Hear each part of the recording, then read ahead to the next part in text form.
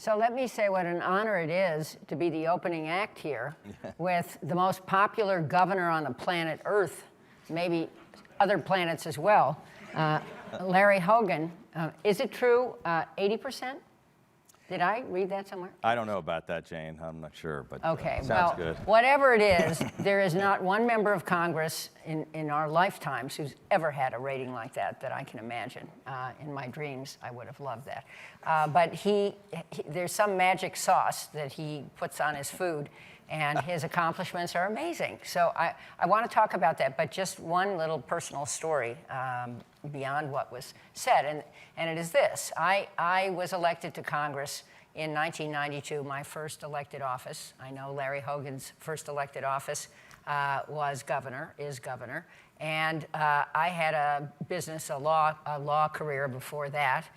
He had a business career before that. At any rate, I was in Congress for 3 terms and left to run for governor of California in 1998. My buddy Dianne Feinstein was going to run, but she pulled out of the race, so I decided to try this.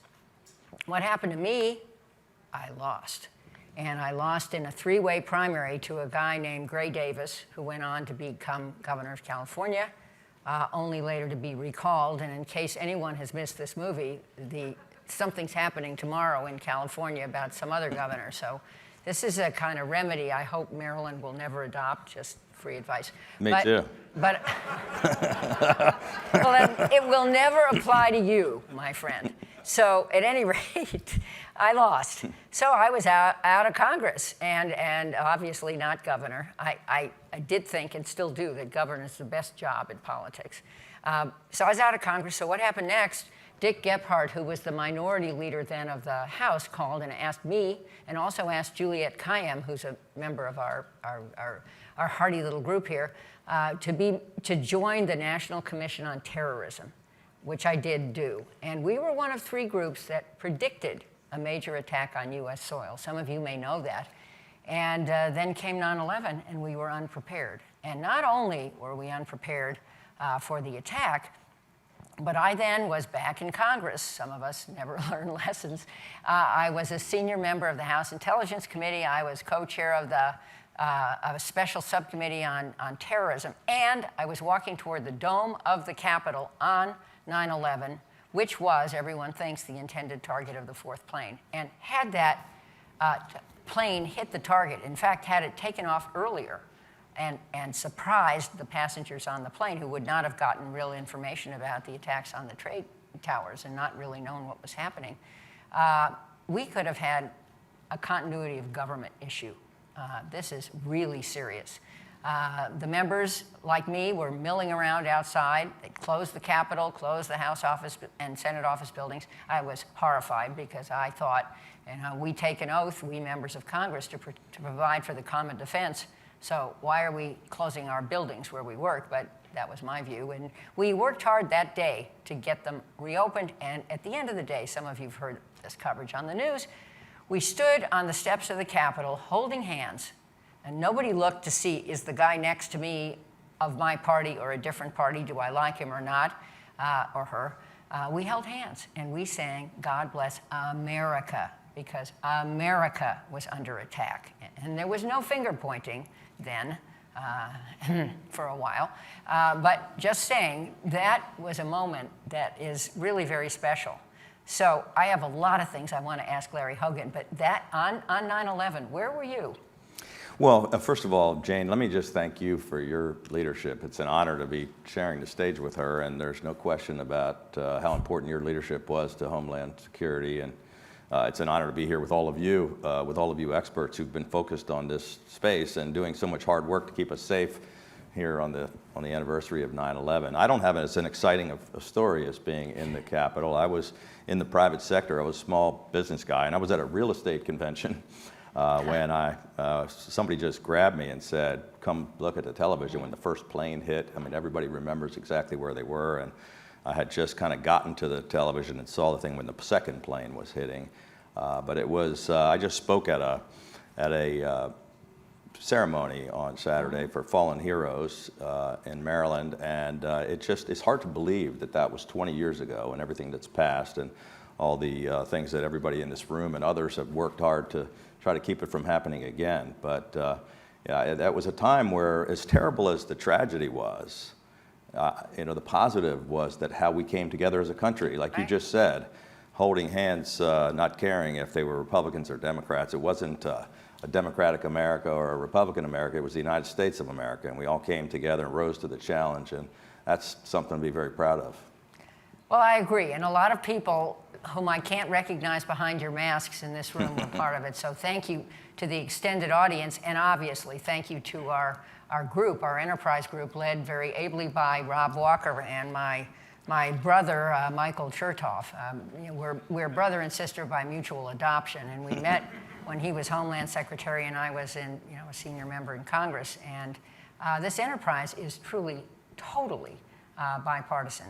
So let me start with that. I want to ask you about some specific things that you have handled in the Homeland space. In Maryland, I also want to ask you about the National Governors Association, which you have led until recently. But first, you ran on this notion that you would reach for the best ideas from either party. How in the world did you pull off an election with that as your mantra in these toxic times? And not only that, how did you get reelected? You were elected first in I guess you started 14, service in 2015, but you were elected in 2014, reelected overwhelmingly in 2018. How does a guy in the center who really, no kidding, reaches for the best ideas on both sides survive in our era of toxic tribalism? Well, it's a great question. I'm not sure I have the magic secret sauce. I think you do. Yeah, but I was just a small business guy who was really frustrated with politics as usual, and quite frankly was angry at Democrats and Republicans. And I started a grassroots citizen organization called Change Maryland that was really about trying to bring people together. And so my state is the bluest state in America, even a little slightly more blue than California. And 24% Republican. We had only elected one Republican in 50 years to a statewide office.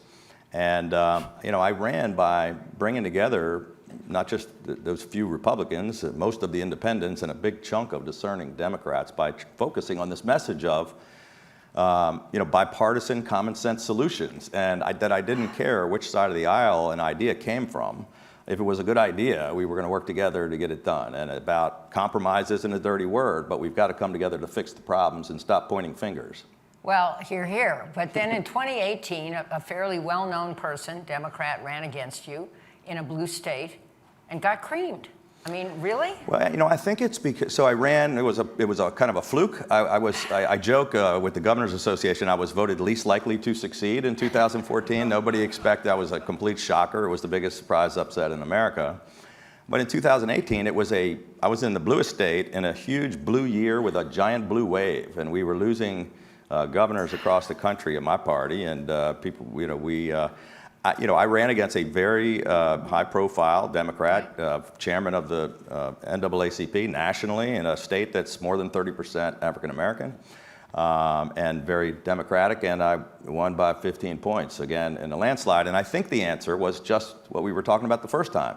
People said, whether you're a Republican or an independent or a Democrat, most people want us to work together to fix problems. And I think they said, people came up to me and they said, I've never voted for a Republican in my life, and I don't even agree with you on everything, but I know you tell it like it is, and you're willing to work together to get things fixed. And I think that's really popular today.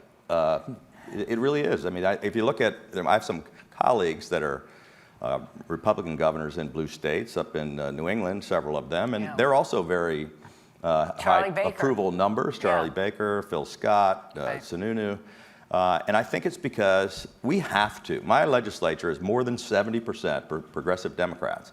If I'm ever to succeed at anything, I have to convince them, we all want to solve the problems. We just come at it from a different perspective. And so it turns out it's popular among Democrats, independents, and Republicans if you try to work together and you stop all the partisan nonsense. So thought experiment, what if we outsourced the United States Congress to you? Well, that sounds good. What do you think? Yeah. I mean, it really is. You're kidding, but it really, our state capital is less than 30 miles from the seat of power, and yet it couldn't be more different. Washington is broken, and both parties are to blame, and the whole people are frustrated that nothing ever gets done. You know, we in the middle of COVID, and I led the Governors Association through most of COVID, which is a whole another topic I think we'll talk about. We'll get there. But in the middle of that, I actually got my 70% Democratic legislature to pass the largest tax cut in history for $1.45 billion to let small businesses and struggling families keep more of their money in their pockets during the time when they were struggling. And that, you know, I convinced Democrats that was a good idea. We were helping people.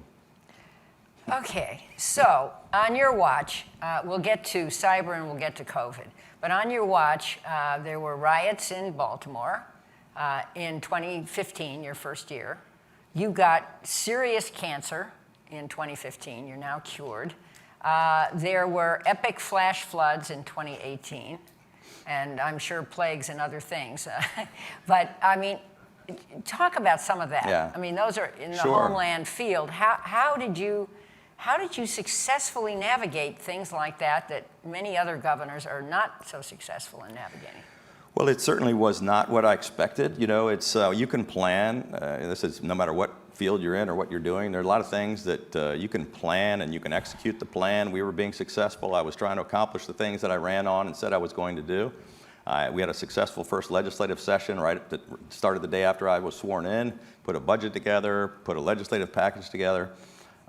Just after that, 89 days after being governor, we had the worst violence in 47 years break out in our largest city of Baltimore after the death of Freddie Gray.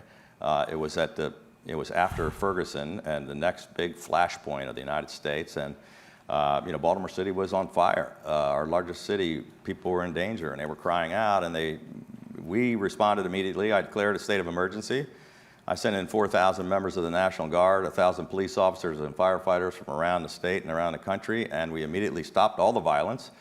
And I walked the streets of Baltimore for a week, talking with the folks in the neighborhood and trying to address concerns, meeting with faith-based leaders. But basically, we allowed peaceful protest, and people had legitimate frustrations, but we stopped all of the violence and the looting, and nobody got hurt, and nothing else happened the rest of the week. And I think this past summer, we saw some people that overreacted and caused more problems, and you saw other people that sat back and just let their cities be taken over for months at a time. I actually taught a course at NGA to other governors about how to handle a crisis like that, but a lot of them didn't seem to pay attention. But they certainly didn't. But how did you know how to do that? I didn't. You know, this is a lesson for whatever you're doing too. Or surround yourself with the best people, the subject matter experts, and listen to their advice. And so I came in, had a great Homeland Security advisor, a great superintendent of state police. We appointed a great adjutant general of the National Guard, a serious team in the governor's office, but some of it was gut instinct. Yes. You know, I had to act quickly. I had a mayor that frankly didn't want me to come into the city, who said that things were under control when they obviously were not. I had citizens begging us to come in. But we acted within the first couple of hours, and I went right to the city. We set our command staff up, and I had never been a commander-in-chief. I'd never called up members of the military. I'd never run a state police force or done Homeland Security in my private sector capacity. But I just know that you have to get the best input. You have to act swiftly, and you have to make the right decisions, and you have to be willing to not care about the politics, but just act. Well, is there another example like yours of any city in America I don't think so. being handled the way you handled Baltimore? I don't think so either. Well, and I'll tell you, flash forward to this past summer when we had so much unrest across the country. Baltimore was not one of them, because of the way we handled 2015 and the response. We didn't have violence this summer when everybody else did, and we did have some outside agitators, organized groups come in from outside of the state, the folks that are wearing all black, that have Molotov cocktails and things and trying to stir.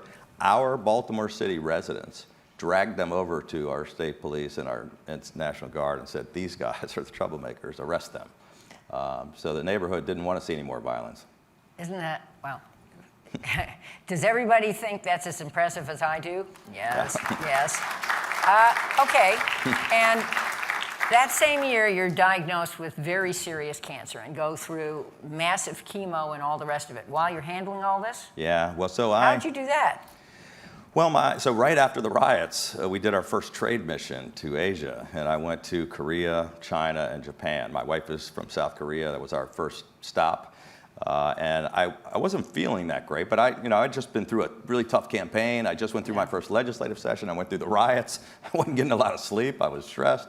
On the plane ride over there, my back was hurting, and I was just feeling lethargic. I was trying to climb the Great Wall of China. I'm usually an Energizer bunny. I had to stop and sit down. And then I was in my last day in Japan, and I felt a lump in my throat. So I went to my doctor when I came back, and I did some MRIs and CAT scans, and I had 3 doctors walk into the room, which is never a good sign. And they said I had very advanced and aggressive cancer. I had 40 or 50 tumors all over my body, advanced non-Hodgkin's lymphoma, which I had to announce to the people that had just elected me that the person that they put their faith and trust in, that was, it was questionable whether I was going to make it or not. But I went through 6 months of 24-hour-a-day chemotherapy while I was running the state from my hospital bed. So it was a good first couple months. So are you human? Yeah, I am. I used to have a beautiful head of hair, by the way, so the cancer did get the. But now you don't have a bad hair day. So yeah, no, I don't have bad hair days. I also asked you about the epic floods in 2018. Yeah, we had Ellicott City, which is a beautiful historic town in Howard County, Maryland, got back-to-back 100-year storms. This was a mill town that was built at the confluence of a couple of major waterways, and we just had a massive amount of rainfall in a very short period of time that devastated this town. And we responded immediately, again, to state of emergency, sent in the National Guard, worked with the county, worked with the feds, trying to address that. And just as we were, there was an incredibly resilient group of small business owners and people who'd lived there their whole lives that just, didn't let it get them down. They fought hard to rebuild, and then they got hit with another one.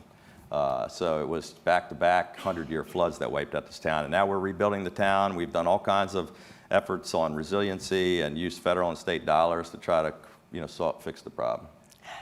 Doesn't it sound easy? It's easy. Well, I'm getting you the short version. There was a lot more to it. All right. So I want to get to 2 more issues, but then I have to ask you about the NGA.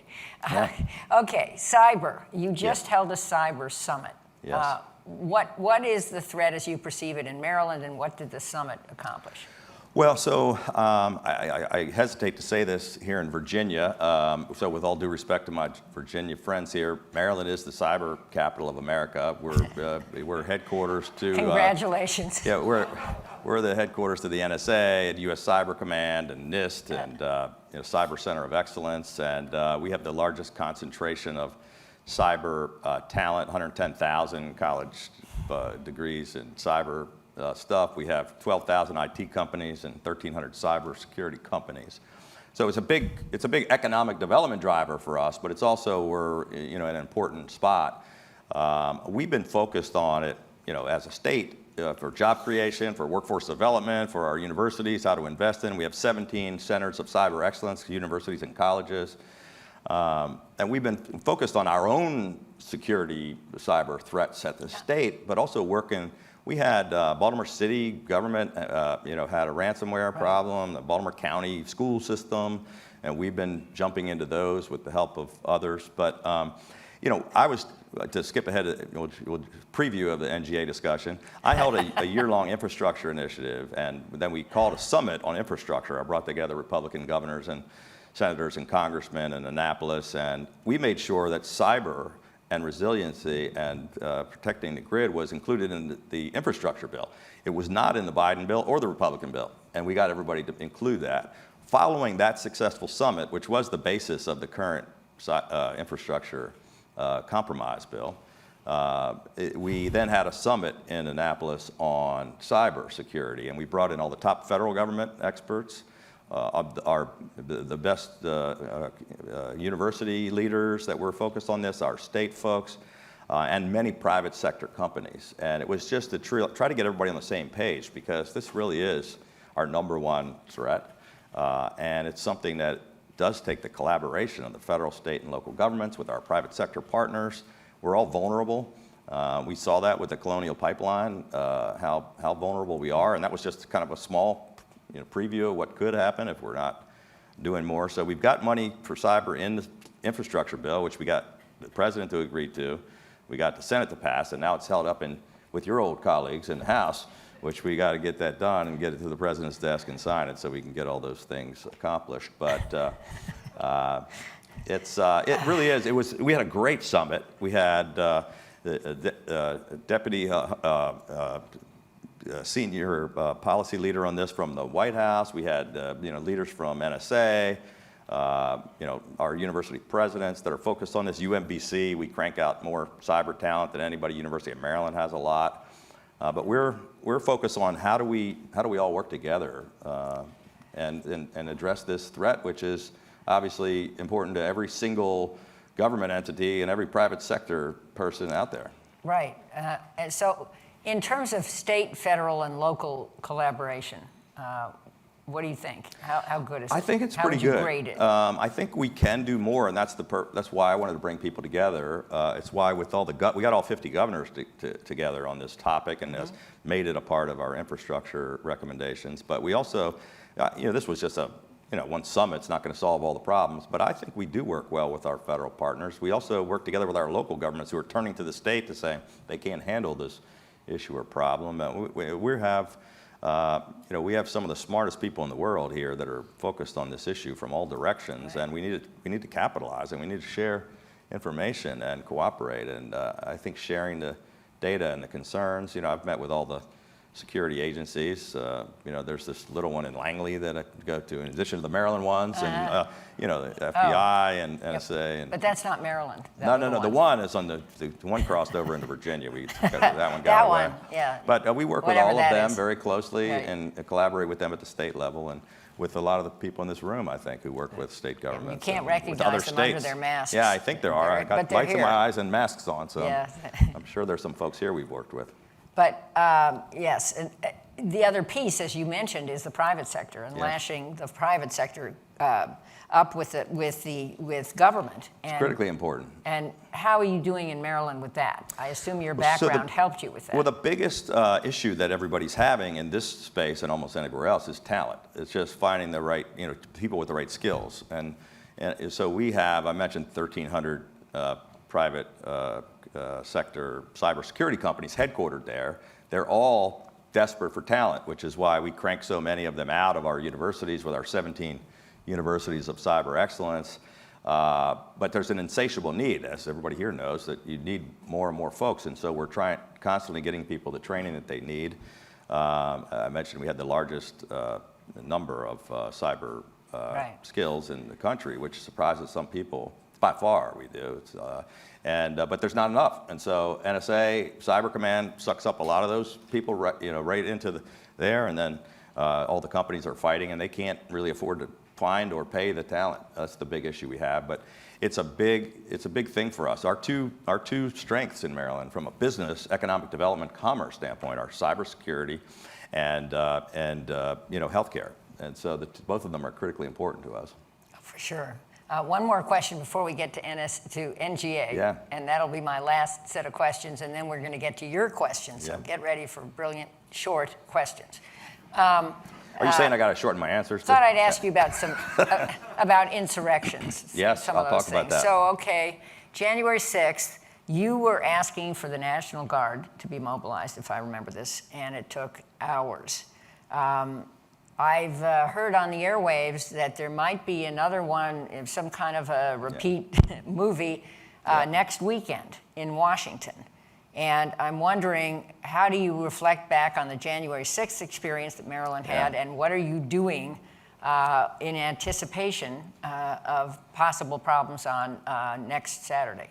Well, let me walk you through that, because it's an unbelievable story. I was sitting in the governor's reception room, which is kind of this ornate room off the governor's office where we have all kinds of ceremonies. I was on a Zoom with the Japanese ambassador when it was sort of like 9/11 almost. My chief of staff leaned in to say the Capitol was just attacked. And so I excused myself from the discussion with the ambassador. I immediately called all of our Homeland Security team, our Homeland Security Director, our Adjutant General of the National Guard, top leaders of the state police, my whole team together. And we got some of them on a Zoom, some of them into the office right away. And we were making decisions. Like I said, we sent 250 riot-trained Maryland State Police, our mobile field force, sent them immediately into the city. They were on the way. And I told the Adjutant General to call up the Guard to be ready. We had gotten a call from Mayor Bowser requesting us to send them in. Every state, we can do that. You know, one governor requests, I'm the commander-in-chief on an incident, I can call them, send them. DC's different, so they can only get the approval of the Secretary of Defense. So our guys run up the channel through the National Guard, through the Department of the Army, and the defense. They're told like 6, 7 times, no. I activated them anyway, mobilized them on the outskirts of the city. But right in the middle of the beginning of that, I get a call on my cell phone from Steny Hoyer, your former colleague, who says, Governor, the Capitol's been overrun. We're hiding in an undisclosed location in the basement of the Capitol. I'm here with Nancy Pelosi and Chuck Schumer, and the Capitol Police have been overrun. The Metropolitan Police aren't here. We have no help. Please send help. This is the U.S. government calling out to the next-door neighbor governor asking for help. And so I said to him, Maryland State Police just arrived. I've already activated the Guard, but we haven't gotten approval. And Hoyer says, you don't need approval, just send them in. I was like, no, we've been told we don't have approval. He goes, hey, Chuck, Hogan says they don't have approval. He's like, oh, Chuck says you do have the approval. I was like, I don't care what Chuck says. I'm telling you, Department of Defense said no. So this goes on and on for 2.5 hours. We keep asking up the chain of command. So finally, I'm sitting in this room with all these moving parts. People are going, assembling. Our guys are in the Capitol now. And my cell phone rings, a number I don't recognize, Virginia number, and usually I wouldn't answer it. I would say it's spam, but we're in the middle of I would say, this could be important. So I took it, and they go, this is Ryan McCarthy, Secretary of the Army. Governor, can you send the National Guard? I go, we've been trying to for 2.5 hours. Wow. Okay, so fast forward to next weekend. Yep. So what happens if mayhem breaks out again in Washington? Well, hopefully it won't. We had a meeting of our security team and talking with our federal partners on this topic. Our teams are talking a lot, both state police and the Guard, and we're on standby and ready. But everybody seems to be hopeful that this is a much smaller group. I know all the federal agencies and all of our state agencies and others are working very closely on it to make sure we don't have another one of these. But I think the estimates are at maybe 500 people, 700 people, which is a lot more manageable than what we had on January 6th. Well, January 6th was horrifying to someone like me who spent 22 years in those buildings. And the total breakdown in terms of protection was staggering, given the fact that we prepare so carefully for inaugurations and other events that have most members of government there. I mean, we could easily have had a failure of continuity of government. Yeah, easily. I mean, I never would have imagined that it could happen. Number one, that this could happen in our country, but then also that we could be so unprepared. That everybody knew that there were threats of this happening. The Capitol Police weren't prepared. The Metropolitan Police weren't prepared. DC Guard wasn't prepared. Our federal agencies dropped the ball. It was just a failure from top to bottom. Well, let's hope that this Saturday is, as they say, a nothing burger. Yeah. Final question on NSA, leading NSA. Were you really the least likely to succeed? Well, I didn't lead the NSA. It was the NGA. Maybe I'll do the NSA later. Apologies to Mike Rogers, who may be here, the former head of NSA. Yeah. Yeah. Well, I mean, I really was. Maryland is like, when the RGA or the DGA focuses on races, they go, well, can we make a difference? Can we win? I was like, no way in hell is that I was on the no way in hell list. The Maryland could not win. And so I surprised everyone. That's why I say least likely to succeed. Well, but my colleagues, all the governors elected me. It was a huge honor to be able to chair the National Governors Association for a year. The governor picks the chair picks a chair's initiative, and I picked rebuilding America's infrastructure, which we focused on for the first 6 months of my term, and then COVID hit. Right. And what did you do about COVID? Well, you just mentioned that the whole group tried to work together. We had the NGA National Conference in Washington first week in February. And it was just kind of at the beginning of the crisis. We had been looking at it since January, early January, watching what's going on in China, but nobody was really talking about it. And so I called for all the governors. We squeezed in a meeting that wasn't on our agenda, and we asked all the top leaders from the federal government to come address us on COVID. And I brought in Dr. Robert Redfield, Dr. Anthony Fauci, Francis Collins, who runs NIH, and a number of other, Robert Kadlec, who's our infectious disease guy. There were 5 of the top federal government guys who came in to address the 50 governors in a private session. And what they told us made the hair stand up on the back of your neck. It wasn't being talked about. The president wasn't talking about it. The media wasn't talking about it. But I came out of that meeting the next day and stood up our whole team and got more ramped up. Your whole Maryland team. Whole Maryland team. Because not every governor did what you did. Well, I also, so they called me down to the Situation Room, first couple of meetings, the day that Mike Pence got named as the head of the Corona, the day Deborah Birx got hired as the coordinator.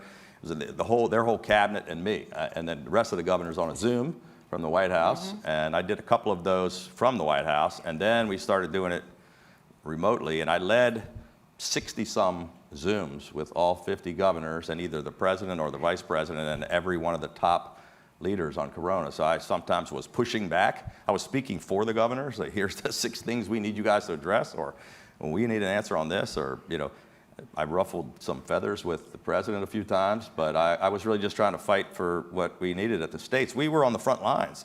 And I'll tell you, we talked at the beginning, and I'm going to shut up because we got questions. Yeah. But at the beginning about working together, usually the governors, we're friendly with each other. We see each other at a conference 2-3 times a year. We talked multiple times a week, and not just the whole group, but regionally, Democrats, Republicans, how are you dealing with this problem? How are you addressing that? Can you help us with this? It really was an amazing display. Talk about Washington being broken. The governors worked together in a very bipartisan way. And I was honored to lead it, although it was a nice extra job I had part-time aside from the governor's job. So you're not head of the NGA anymore, but today's news, in case you missed it, is that at least 12 governors are going to bring a lawsuit challenging the mask mandate that President Biden has issued in an effort, I would say, maybe some disagree with me, to try to combat the endless threat of this pandemic, which in some states is growing, not in Maryland, but in some states is growing. Let's go to questions. I don't want to put you on the spot. I wanted to talk about that. Oh, you want to talk? Well, sure just you do. On COVID, okay. I mean, look, we have people mandating that you must do this and people mandating that you can't do that. And we're talking about, look, we've just tried to be as clear as possible. We vaccinated 82% of everybody over 12 and over. We vaccinated 95% of all the people 65 and over. We have the second lowest case rate in America because people listen to the advice. Now it's politics and people fighting back and forth. It's crazy. Well, just to point out, in many of the states where governors are suing against the mask mandate, there are mandates to vaccinate kids against all kinds of other illnesses. Every single state in America has been mandating vaccines for decades. Out there in the hinterlands, raise your hand if you have a question, and I would suggest take your mask off so we can see you when you ask your question, and please identify who you are and where you work, and ask a short question. Can I see? I'll start over there. Now, come on. They're very quiet. Are you all shy? Very quiet group. This is I see a hand in the back corner here. Okay. Mike is coming. We have a mic runner. It's a good title, mic runner. Governor Suzanne Spalding, I'm a proud member of the Homeland Security Experts Group. I want to thank you for all that you've done and for being here tonight. Thank you. I want to talk with you about Maryland has been a leader in civics education. Yeah. And I think January 6th was a clear indication to so many people on both sides of the aisle of the desperate need for reinvigorating civics education in this country. And yet it has, like so much else, been dragged into the culture wars. And given your ability to cross party lines and bring about consensus, how do we renew a consensus around the importance of civics education in this country? Well, thank you very much. Thanks for the question, and thanks for your interest and focus on the area. Yeah, I forgot what the group was, but somebody just recognized us as being one of the best or the best in the country with respect to our civics education throughout the state, which is kind of surprising in our state, but we've been successful at taking the politics out of it again, teaching civics, it's critically important. I mean, if you look, our country is at such a point where you know that that's something that's missing from our kids. They're not being taught, and we get battles on both sides about we don't want to preach this or that in the schools, but we do have to get back to basic civics education. I think it's critically important. It's one of the things that's missing in our school systems today. So we've been talking about that among the governors, actually, on both sides, and trying to find a way to further that in other places, because a lot of people pushing different agendas on both sides, and we just have to teach what American democracy is all about, and how we can teach kids what this country stands for. Any questions over here? Anybody? I can't see. In the bright light there. Okay, there you are. Okay. Hey, thanks for the mic. I'm Emily Fry with MITRE, and I want to pull Suzanne's thread just a little further. Knowing that one of your passions is cybersecurity, what does it mean for the next generation of Marylanders and the rest of the country to be a citizen in cyberspace? Well, it's a great question. So thank you for that question. Well, first of all, one of the things we did was we created, we've worked so hard on this, on talent at the college level, at the high school level. We started things like P-Tech schools. We're focused on training kids to go into cyber, but we're also working on things like Girls Who Code, clubs who are trying to get people interested in that. We have put more money into, we started not just internships, but in our workforce development, we've got things we're working with kids at both the junior high even, to high school to college, to get them interested in the field of cyber defense and cybersecurity, because it's a huge opportunity for them in the future. That's where huge demand is all across the country. Over here, anybody? We started an apprenticeship program in the state Right that there. was one of the first in cybersecurity. Hey, Governor, how are you? Hi. Chuck Lewis with MITRE. Actually live in Howard County. I'm also a volunteer firefighter. Thank you for your service. Well, thank you. I was there for both Ellicott City floods. Well, thank you for that. Thinking about I was there too. And I love the haircut, by the way. Yeah, thank you. Talking about climate change, so there's a bit of an overlap with climate change and Homeland Security as well. So what are you doing in Maryland now to really kind of take climate change to the next level? Not the debate of whether it's happening or it's not, but hey, we got to start preparing, we got to start planning for it. Well, so on the Maryland side, we have stronger clean air standards than 48 other states. So we're number 2 in the country, and twice as strong as the Paris Accord. But we've been working with our private sector partners to come up with, energy alternatives, which is again kind of a surprising thing for a Republican governor when we have some folks that are denying climate change. But I also at NGA we included resiliency and in our proposals on infrastructure, and we included it in this compromise bill that passed the Senate, because addressing some of these threats caused by climate change, with respect to flooding, like Ellicott City, and tidal, the tides rising, and looking at the things we just dealt with. We just had tornadoes touch down for the 3rd year in a row in Maryland, where we never used to get them, and it's all because of climate change. Let's take 2 final questions, and we'll ask them together, and then let Governor Hogan answer them if there are 2 people with questions. One over here. Oh, where's the other one? Okay, one back there's one here and one there. I'll be fast. So I'm Asha George from the great state of Maryland. Thank you. Also a former staffer for Jane Harmon. Well, that's two Makes her pluses for extremely you. bright. I am the executive director for the Bipartisan Commission on Biodefense. And living in Maryland, living in Montgomery County, I can tell you that we've paid a lot of attention to the 270 biotech corridor. Maryland is somewhat unique, not in having a corridor, but in encouraging more and more businesses coming up and down on the 270 corridor, and attaching to or connecting to Fort Detrick and some of our federal agencies. How do you, as a governor, foresee not just continuing that investment, but forcing the state to not just focus on COVID, today's Yes. threat, That's but a looking out into good the question. future so that that economic driver will be there for the entire corridor. That's a across great, the state. great question. Great question. So, She's well trained. She is smart. Do I we don't know wanna where she wait- got all that. Do we want to wait and get the second question? Well, so let we me, can, all right. let me answer that Okay. one real quick because I don't want to get confused on two questions. Then we'll go over. How about that? I'll talk about it. So I mentioned earlier that both cyber and bio are our two strengths, and 270 corridor is a perfect example of both, actually. But with all of those companies there, there's a confluence. I mean, we talk about the problems of what just happened with this virus coming in. All of those companies that are working on cutting-edge bio things are subject to threats. I mean, they're probably the #1 target in the country, certainly in our state. And so working together with the folks at NSA, with our Homeland Security team, with those private sector companies in both the bio and in cyber, there's no question that's a huge thing to worry about. Last question over here. Great. Thanks so much. Rosanna Ander with the University of Chicago Crime Lab.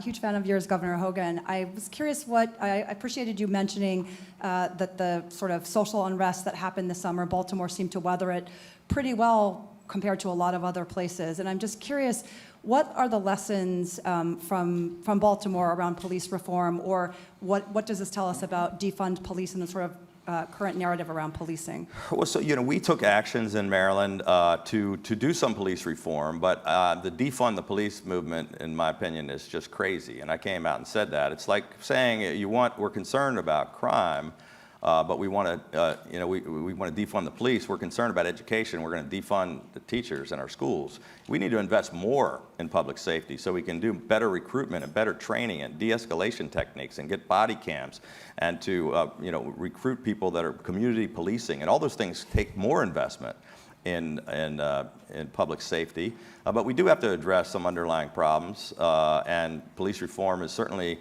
a bipartisan issue that I know that Tim Scott in the Senate is working on a number of things, and we came to some agreements in our state. I didn't agree with all of the bills that came out of our legislature. Some of them I did, but it's a big issue for all of us to continue to focus on. But reducing the number of police officers and the quality of police officers and the amount of money we put into keeping people safe is not the answer.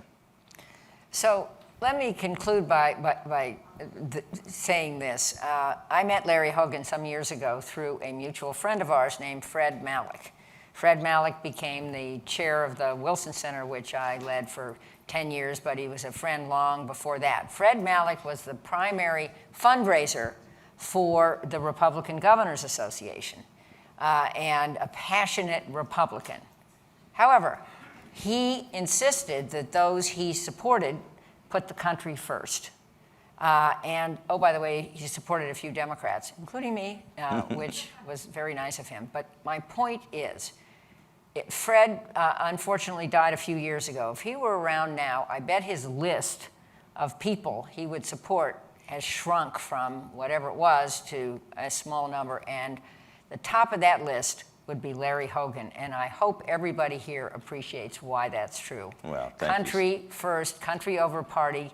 You're amazing, and we all want a little hint of, for those who want to run for public office in the future, that does not include me, we want a little of that fairy dust so that they will do some of what you are able to do. Well, thank you so much, Jane, and thank you for having me today. It's been it's been an honor to be with you, and I feel the same way about you, and you've been working together in a bipartisan way.